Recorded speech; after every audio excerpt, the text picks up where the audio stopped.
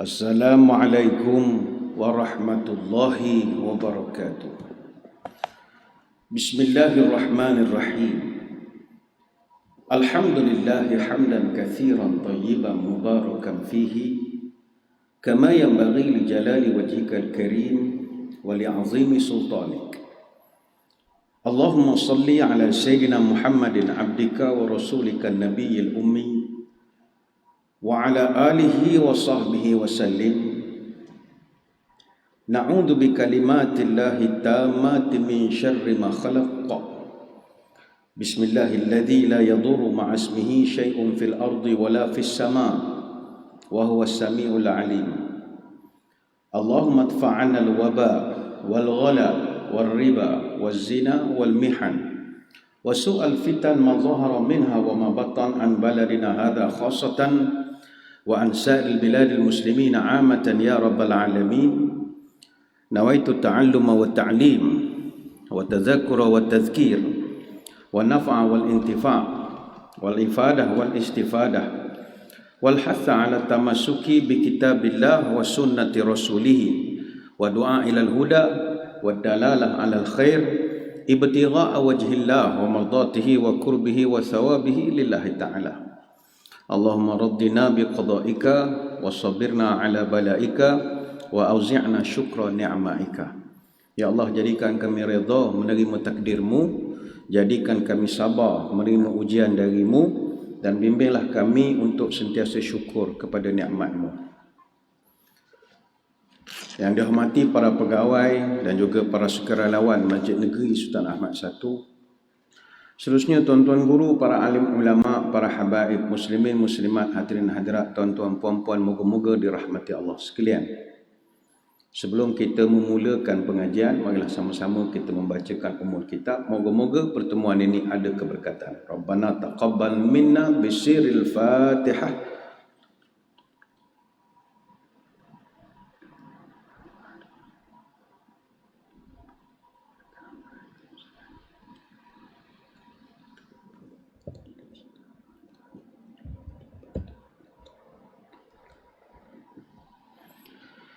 Alhamdulillah, dengan izinnya sekali lagi kita dipertemukan di dalam program Minda Imam Besar Kuliah Duha yang dibawakan kepada kita oleh Pusat Pungutan Zakat, Pusat Kutipan Zakat Majlis Agama Islam dan Adat Resam Melayu Pahang.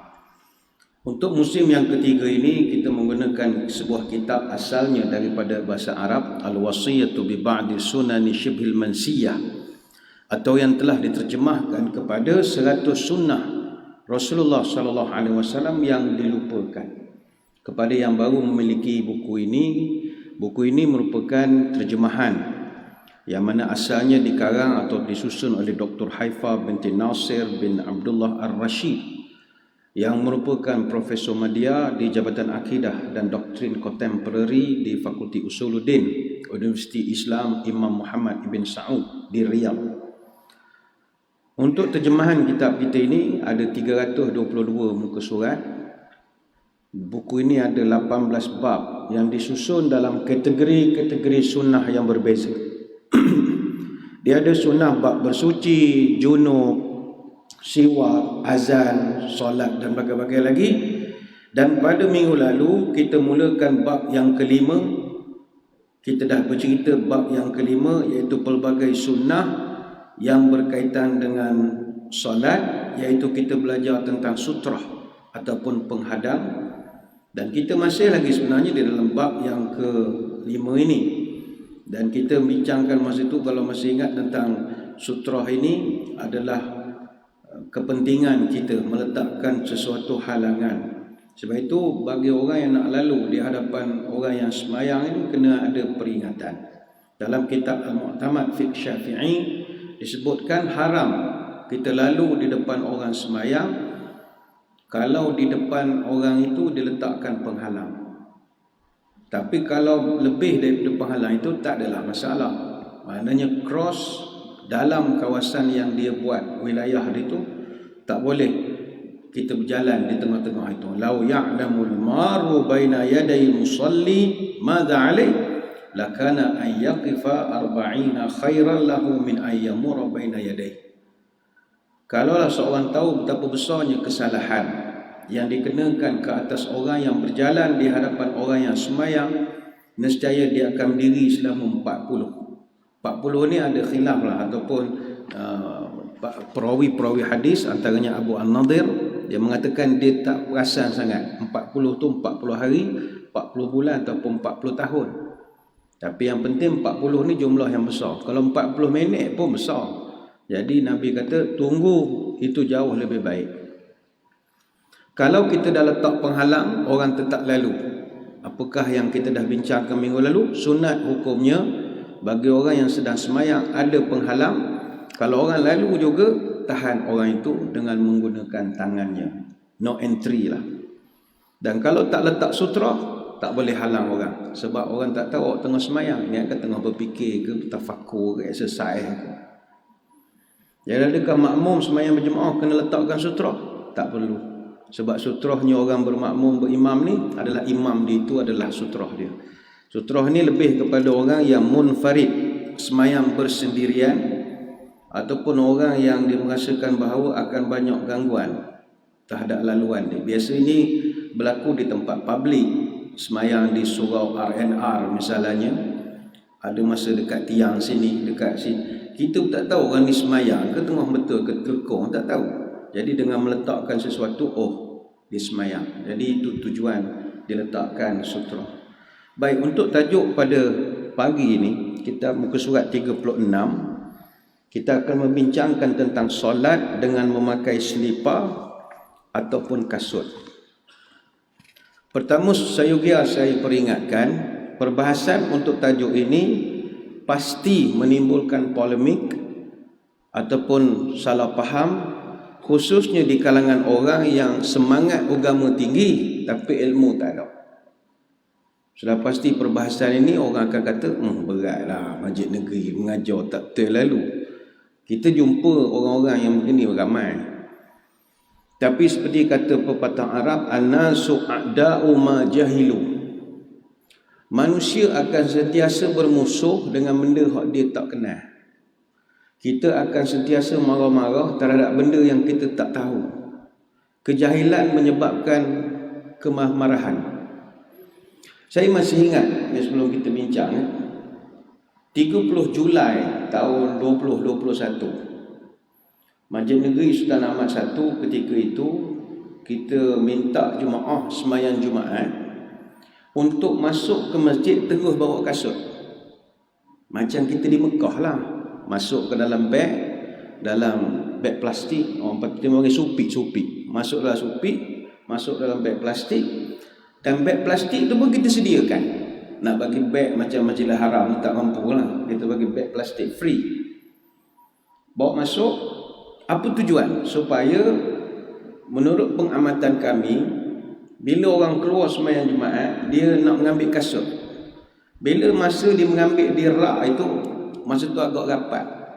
Jadi kita dah dapat nasihat daripada pihak pemantau, kena buat sesuatu supaya orang flow-nya keluar terus saja. Cara mudah, kita benarkan jemaah bawa kasut yang berbungkus, sembahyang letak di sebelah.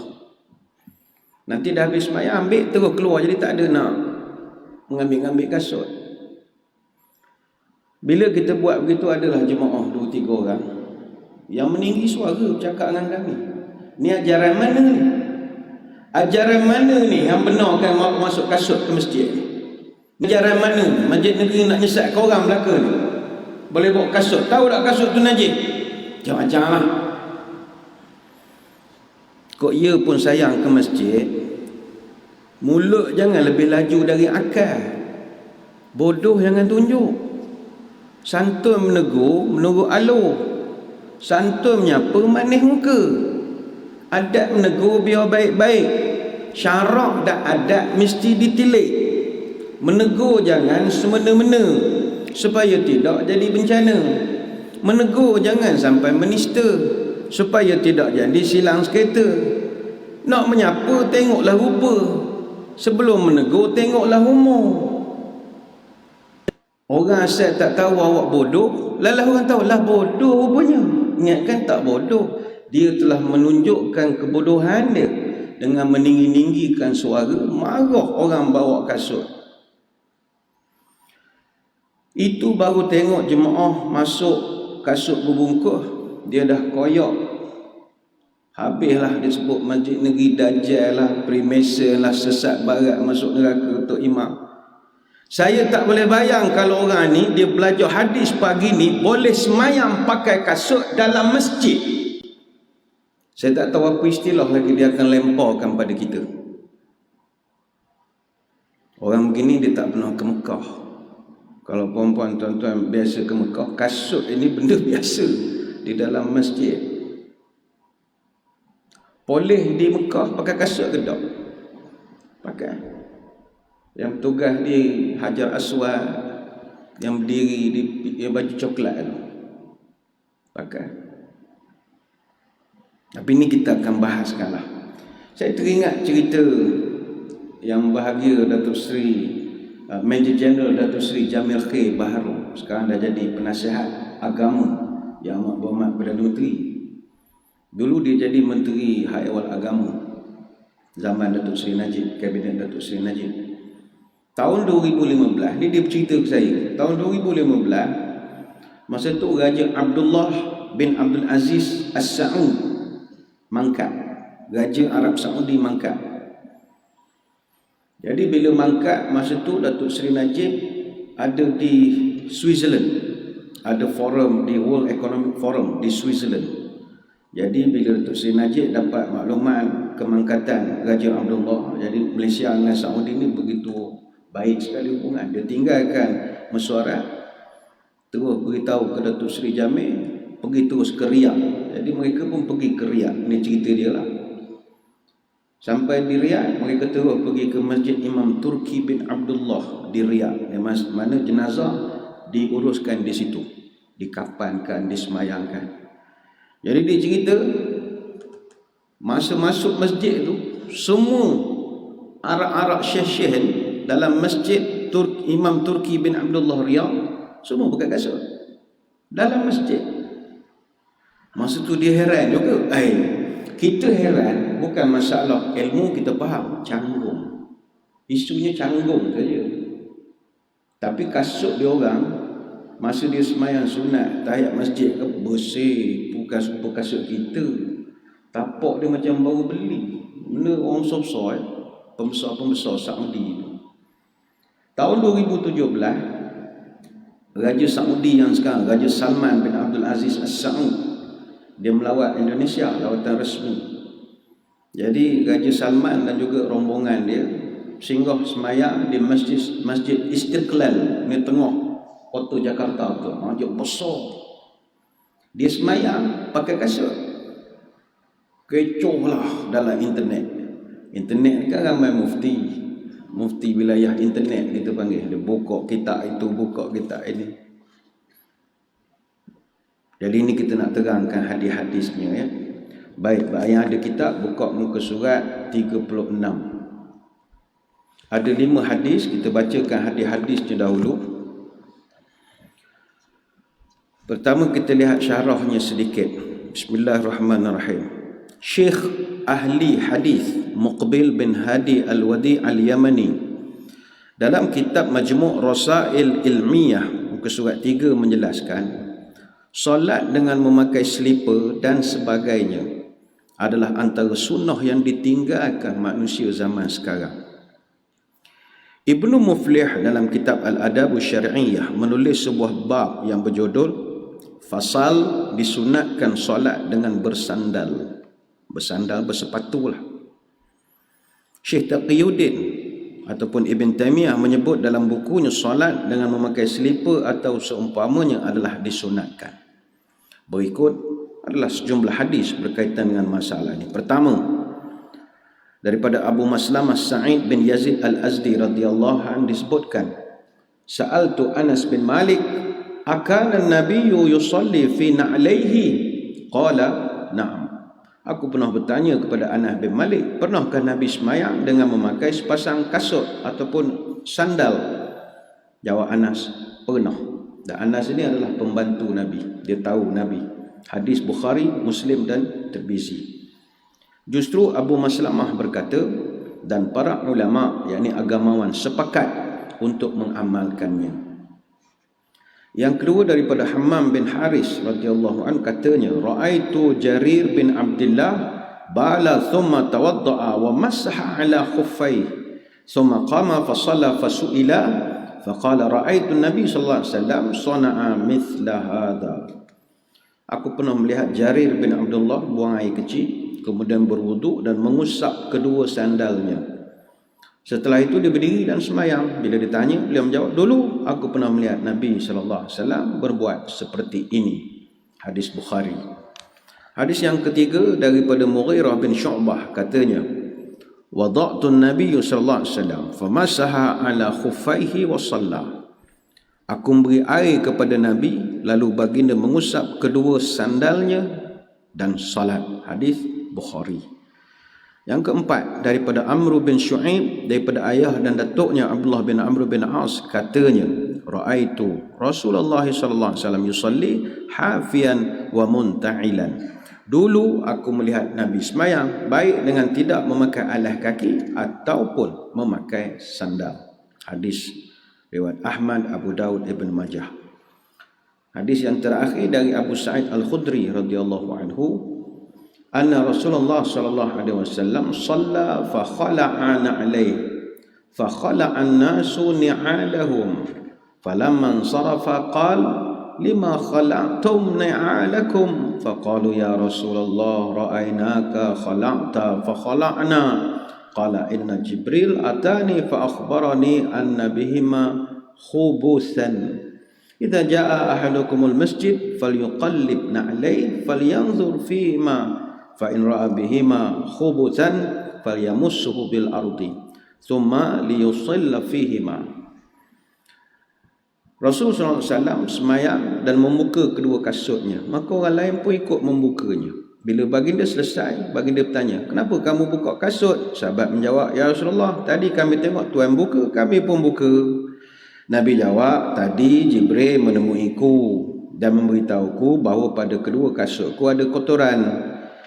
Maka jika salah seorang daripada kamu datang ke masjid, hendaklah dia membalikkan kedua sandalnya dan mematikannya. Maknanya kita pusing kasut, tengok tapak.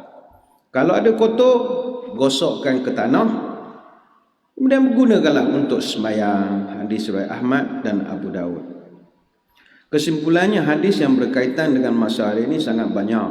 At-Tahawi menjelaskan dalam Ma'nil Athar, asar tersebut menyimpulkan bahawa hadis yang menunjukkan syariat solat dengan memakai sandal adalah mutawatir dari Nabi SAW. Baginda pernah solat dengan kedua, saya sebut kasut adalah sandal macam sandal lah, memakai kedua kasutnya, dan satu ketika pernah membukanya kerana baginda melihat ada najis serta pembolehan solat dengan berkasut. Ibn Qayyim mengatakan perkara tersebut merupakan sunnah fi'li serta amri, iaitu sunnah perbuatan dan perintah daripada Nabi dan para sahabat. Menurut Al-Alamah Ibn Uthaymin dalam fatwanya, solat dengan memakai kasut adalah sunnah. Beliau mempunyai fatwa panjang lebar dalam masalah ini, baik berupa diskusi, dialog interaktif maupun pengajian. Imam Abdul Rahman bin Hasan Ali-Syekh pula menjelaskan, sikap menghalang seorang masuk ke masjid dengan memakai kasut bermula dengan kebodohan terhadap sunnah. Ini huraian para ulama. Okey. Muslimin muslimat sekalian, membicarakan tentang masalah memakai kasut di dalam masjid ini,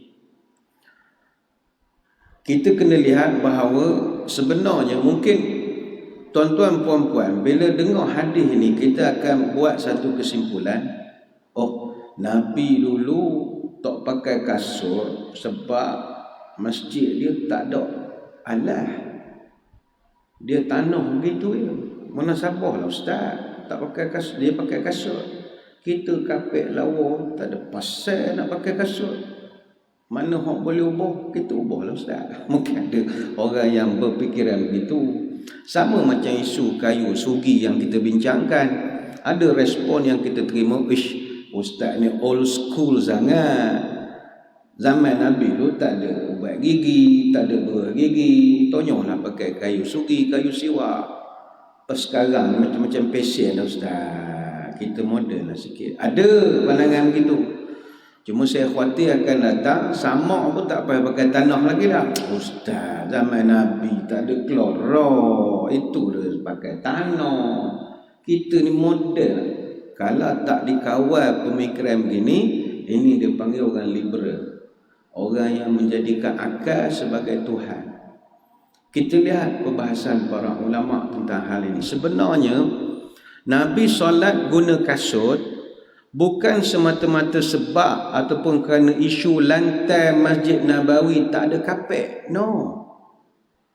Isunya adalah identity. Ini kena faham. Nabi dalam masa itu dia melihat orang-orang Yahudi di Madinah, mereka semayang memang tak pakai kasut. Dan kalau kita rujuk buku ataupun kitab Exodus chapter 3 verse number 5, remove your shoes from your feet, for the place on which you stand is holy ground. Memang dalam ajaran Yahudi, memakai kasut semasa ibadat adalah dilarang. Dilarang memakai kasut. Sebab itu kalau traditional synagogues, tempat gereja Yahudi ni sinagog, jemaah akan masuk masjid, masuk sinagog mereka itu dengan cabut sepatu. Dia tak boleh bawa kasut. Sebab di tempat kita tak ada sinagog, kita tak boleh nak bayar. Di Singapura ada, dia kena buka, simpankan di luar. Tujuan dia nak semua jemaah yang masuk dalam sinagog, tujuan dia supaya kita ni nampak sama rata. Kohen ataupun Kohen, kita panggil imam lah kalau kita, tujuannya nak jaga maruah Kohen. Sebab kalau Kohen itu pakai kasut, makmum pakai kasut, takdirlah kasut Kohen itu murah berbanding dengan kasut jemaah, orang akan pandang lekeh pada Tok Imam. Ish, dia kasut brand tertentu lah, kita akan sebut macam hina pula. Oh, kasut tu je, tengok kau kilat. Ini pahaman orang Yahudi. Dan zaman dulu Kohen ini ada di kalangan mereka kasutnya koyak. Jadi tak nak memalukan imam, tok imam di dalam sinagog itu. Jadi semua tak payah pakai kasut. Bahkan kalau Hasidic Jews, Hasidic ni Yahudi Ortodoks, masih lagi ada tapi tak ramai yang jenis pakai topi, janggut apa semua tu. Mereka ini pergi kubur pun buka kasut. Bukan sekadar di tempat ibadat. Cuma disebab perubahan zaman, sekarang ni dia dah keluar fatwa-fatwa baru lah orang Yahudi. Kasut dibenarkan, tetapi kasut yang yang berkulit tak dibenarkan. Kasut kulit tak dibenarkan. Leather shoes, itu tak boleh sebab mewah. Itu mereka ya. Jadi atas asas ini, Nabi SAW dia nak kita ni berbeza dengan orang Yahudi.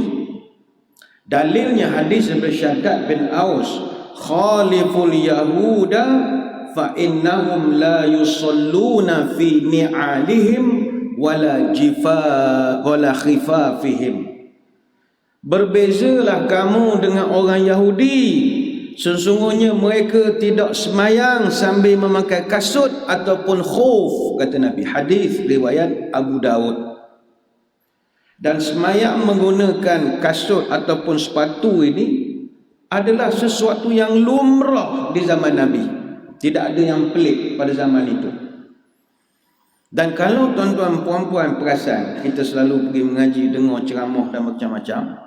Tuan-tuan perasan tak, Nabi ni dia ada satu kecenderungan, dia sangat pentingkan identiti diri sendiri, jati diri. Nabi paling tak suka niru orang. Dia tak suka sama dengan orang. Daripada segi sama tu dengan musuh, dia tak suka. Kalau tuan-tuan perasan, sehingga kan dalam satu hadis Nabi pernah sebut, man tashabbaha biqaumin fahuwa minhum. Siapa-siapa yang menyerupai satu kaum, maka dia jadi seperti kaum itu. Hadis riwayat Imam Ahmad.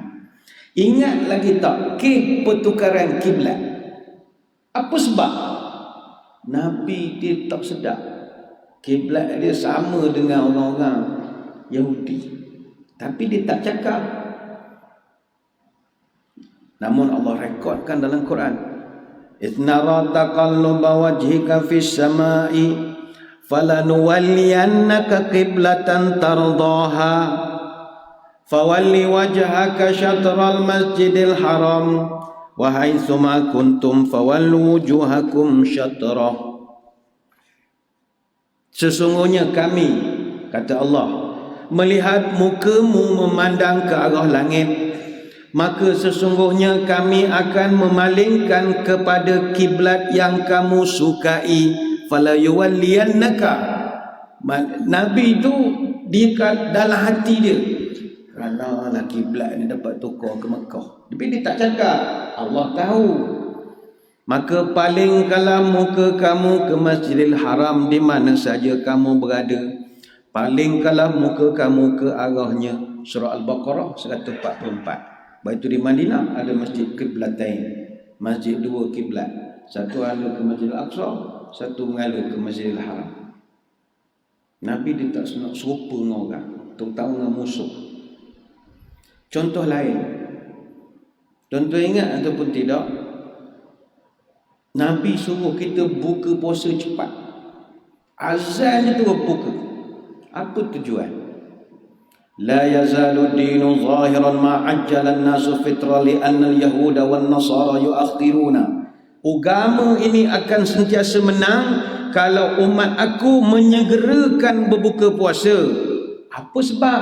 Kerana li anna al-yahud wan nasara yuakhirun. Kerana orang Yahudi dan juga Nasrani dia lambat berbuka. Hadis riwayat Abu Daud dan Ibn Hibban. Bab berbuka pun Nabi tak nak tiru orang. Nabi tak nak orang kata tengok Nabi, tengok Muhammad, tengok Islam, niru. Orang yang dia buat dia tiru. Tak ada idea baru. Niru semua. Dah, Nabi tak nak orang cakap begitu. Sama juga, ini yang paling popular. Puasa Ashura. Kalau kita masih ingat. Kenapa puasa kita beza sedikit? Kata Ibnu Abbas, ketika Nabi puasa pada hari Ashura dan memerintahkan para sahabat untuk puasa Ashura, sahabat komplain, "Ya Rasulullah, apa kita nak puasa hari ni? Hari ni kan hari besar orang Yahudi, orang Nasrani. Tak ada pasal nak membesarkan dia pula." Apa Nabi jawab? "Fa iza kana al-'amu muqbil insya-Allah sumna al-yawm tasi'." Tahun depan insya-Allah kalau umur kita panjang, kita akan puasa pada 9 hari bulan pula. Jangan puasa 10 saja. Serupa pok-pok tu. Kita puasa 9 hari bulan. Falam ya'til 'amul muqbil hatta tuwfiya Rasulullah SAW. Tapi Nabi umur tak panjang, tahun depan tak ada. Baik itu kata para ulama, untuk puasa Ashura, puasalah juga pada 9 hari bulan. Jangan purposely puasa pada 10 hari bulan. Sumut tasi'a wal 'ashir wa khaliful yahud. Puasalah kamu pada 9 dan 10 Muharram. Dan berbezalah dengan orang Yahudi. Sekali lagi Nabi menggunakan frasa, berbezalah kamu dengan puak-puak itu. Hadis riwayat Baihaqi dengan juga At-Tabari. Jadi isu kalau orang nak bangkitkan, Ustaz, Nabi pakai kasut tak kapek, itu agak lemah. Yang paling utama adalah Nabi nak kita berbeza. Apa yang mustahak kepada tuan-tuan perempuan dalam hal memakai kasut ini? Ini memang peliklah dari segi adat. Apa yang mustahak adalah kalau nak semayang pakai kasut, pastikan kasut itu bersih. Itu je yang paling mudah, kasut bersih. Al-Mughirah bin Syu'bah cerita, dia pernah bersama dengan Nabi SAW dalam satu musafir. Jadi ketika Nabi berwuduk, aku pun tunduk nak bukakan kasut Nabi. Tapi baginda larang.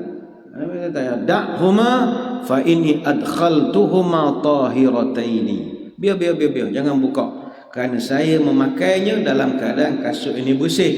Kemudian Nabi mengusap kasut itu. Hadis riwayat Bukhari dan Muslim. Sebab itu kata Syekh Abdullah bin Humaid, "Lakin asy-syaratu an takuna al-ni'alu tahirah, fa idza kanat ni'alu fihi man najasa aw wati' biha adha, fala yanbaghi an yusalli al-insanu munta'ila." Kata Syekh Abdullah Al-Humaid, syarat kasut itu hendaklah bersih. Jika kasutnya ada najis atau terpijak kotoran, maka tidak selayaklah kita menggunakannya untuk sembahyang. Idza jaa ahadukum ilal masjid falyanzur. Maka jika kamu nak datang ke masjid, maka lihatlah. Fa in ra'a fi na'laihi qadaran aw adhan falyamsahu wal yusalli fihima. Kalau kamu nak masuk masjid, tengok kalau ada kotoran atau najis pada kasut. Jika ada, bersihkan dan boleh sembahyang dengan memakai kasut itu. Ini berdasarkan hadis riwayat Abu Daud dan Al-Baihaqi. Kata Ibn Ruslan, perkataan al-adha dalam bahasa ialah keji. Dalam bahasa mudah dipanggil najis. Disebut dalam kitab Subulus Salam, hadis-hadis menunjukkan pensyariatan salat dengan memakai selipar ataupun kasut. Begitu juga sapuan pada selipar ataupun kasut pada tanah boleh menyucikannya daripada kotoran. Dan yang zahir pada keduanya adalah maksud najis, sama ada najis bersifat basah ataupun kering. Ingat, hanya taharah kasut saja dibenarkan gosok pada tanah begitu. Najis pada baju apa, cerita lain. Ada cara pembersihannya. Kasut saja dia ada special case. Hatta kita pun kalau nak naik kereta, pergi kenduri, pergi ke mana-mana, kita pun tengok juga kasut kita. Sebab bukanlah kita pembersih sangat. Kita tak nak ada terpijak tek kucing je. Kalau dan terpijak tek kucing rumah orang, naik ke kereta, Kuantan Kuala Lumpur guna gaya, pening kita. Benda sikit je. Biasa orang akan cek jugalah, tengok juga. Dan cek itu benda biasa. Sebab itu, ini yang pertama, kena bersih. Yang kedua, kita nak nasihatkan begini. Jangan pakai kasut dalam masjid yang lantainya kapet. Itu juga nasihat. Apa sebab? Kata para ulama, hukumu hal istihbabi ba'da ta'akkadu min nazafatuha lianna Nabi SAW kana yusalli fi na'laih. Hukum menggunakan kasut ketika sembahyang adalah sangat dianjurkan, dengan catatan kasut itu dipastikan bersih kerana Nabi pernah sembahyang pakai kasut. Wa idza kana al-masjidi mafrushan fa innal aula khalquha. Namun kalau masjidnya beralah kapet, adalah lebih baik tidak memakai kasut. Hadran min tusikhul furush, supaya tidak mengotorkan pula kapet. Bukan kotor najis, kotor tapak hitam dan sebagainya. Macam kapet kita ni, panggil orang cuci bukannya rak-rak ni, rib-rib ni, ribu-ribu ni. Dia sedut air yang keluar tu hitam legam. Tapi itu bukan kekotoran, itu dosa-dosa yang hasil pada sujud. Dosa-dosa itu melekat pada kapet. Bersih. Tiba tuan-tuan datang semayang pakai kasut, kita tak petikai najis, kita kucing dah, kotor je. Contoh debu ni, masjid ada construction, ada lantai setengah tu yang ada debu, jadi putih. Bila pijak kapet nampak putih. Bukan isu najis, isu kotor. Jadi ada ulama mengatakan hadran min tusikhul furush, boleh menyebabkan kotor kapet, bukan masalah najis. Dan menyusahkan cleaner, AJK masjid nak kena bersihkan. Wa tunfirul muslimin minas sujudi 'alaiha, dan boleh menyebabkan pula orang Islam yang sembahyang jadi cuak nak sujud atas kapet. Dia tengok kerana tapak kasut kita. Itu saja isunya. Ini dalam banyak fatwa-fatwa dikeluarkan oleh para ulama. Jadi kalau nak dibuat juga, amalkanlah solat memakai kasut ini di tempatnya yang mana alasnya itu bukan kapet. Ataupun tuan-tuan nak dapatkan juga pengalaman sembahyang pakai kasut ini, sembahyang di rumah sendiri. Tujuannya nak mengelakkan sangkaan buruk orang. Kalau puan-puan, tuan-tuan datang sembahyang masjid negeri, bawa kasut daripada luar nak masuk, takut gad marah. Gad pun tak ada ngaji pagi ni, dia pun tak tahu cerita boleh sembahyang pakai kasut. Mana gad tak tahu, hilang pula gad, patut duduk dengar. Dia pun tak tahu pula tak boleh pakai kasut. Jadi puan-puan sorok kasut, masuk belakang, sembahyang pakai. CCTV ada guard tengok. Dia menimbulkan sangkaan buruk. Oh ni hippies mana ni orang ni? Black metal ke apa ni? Orang akan fitnah. Orang yang tak ada ilmu lebih ramai daripada orang berilmu. Jadi untuk mengelakkan sangkaan buruk orang, maka kita buat di tempat yang orang tak sangka buruk. Kalau di overseas, negara luar, biasa.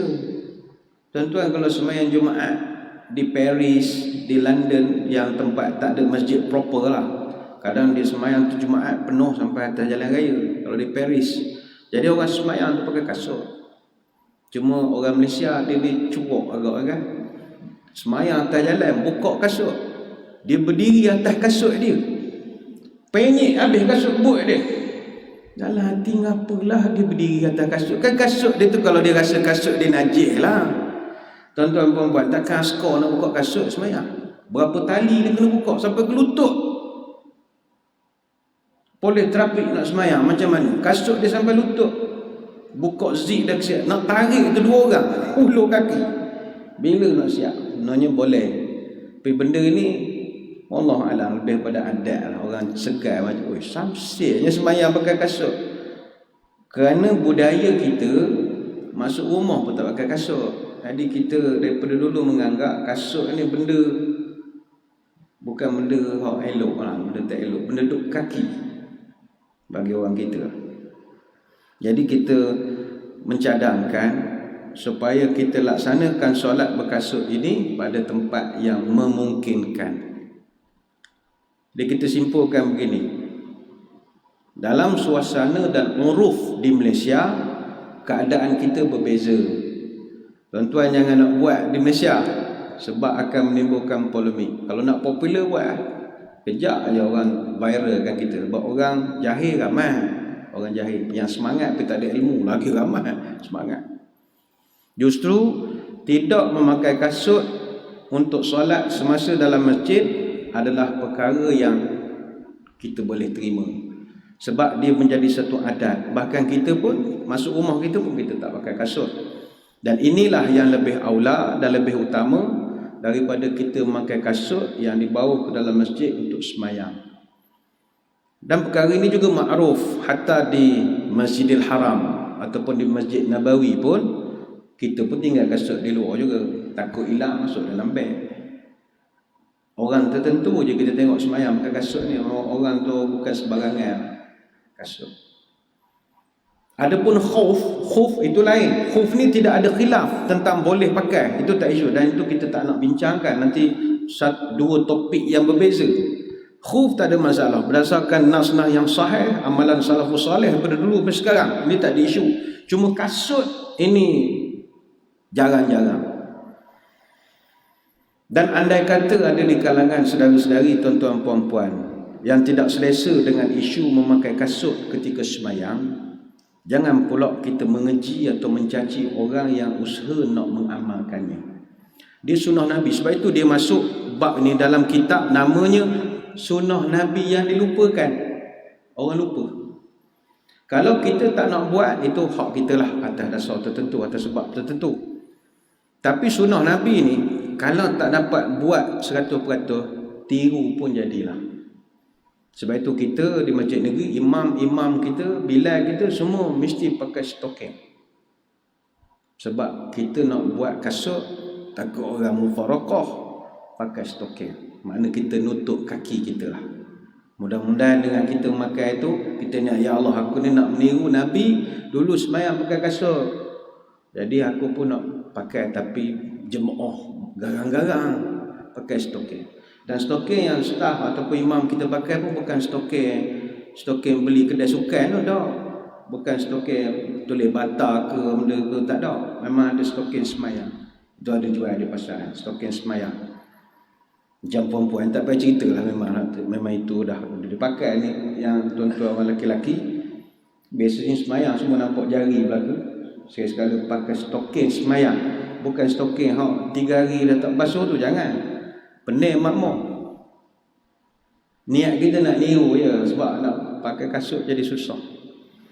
Tapi sekali lagi, isu masyarakat kita adalah meragui tahap kebersihan kasut kita. Itu je isunya.